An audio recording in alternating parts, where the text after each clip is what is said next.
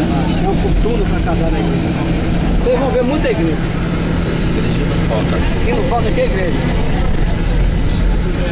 É Cidade Baixa. E para sair da aqui na Cidade Alta.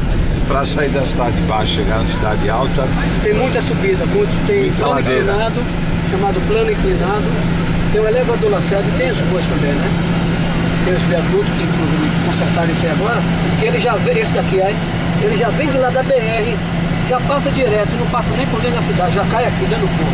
Vai evitar o caminhão, o carro pesado. Já cai direto dentro do porto. Uma sai aqui, e essa aqui é uma ligação da cidade de baixo com a cidade alta. A gente passa por um túnel, passa aí aqui embaixo, já cai dentro do porto.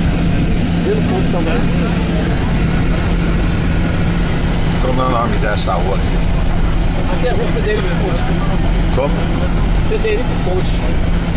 Água de Menino.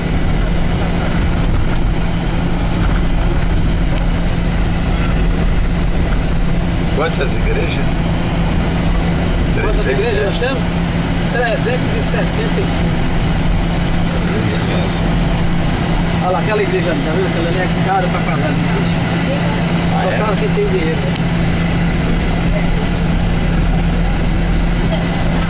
E aí, Ivete, onde mora? Acho que mora na Pátria Nova, tem... Ivete, vai passar pela porta da casa dela. Ah, é? É, no prédio, ela mora na Cidade Alta. Ela mora em prédio, não mora em... Prédio, eu quero o andar dela tá direto pra trás, só uma levantação pra ela. Tem um pia pra ela.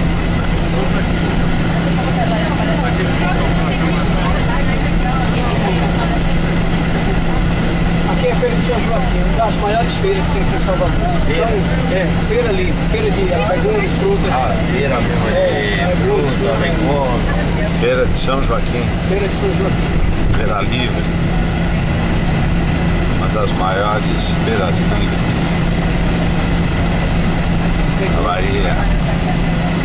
Olha essa igreja aí. Essa igreja você falou que é uma das mais caras, mas Isso deve ser da época colonial ainda.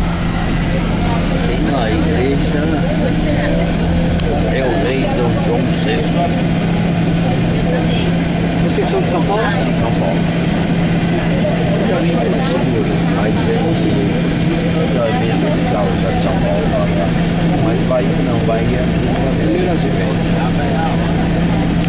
Falou, um dia só, você vai ficar uma pincelada, né?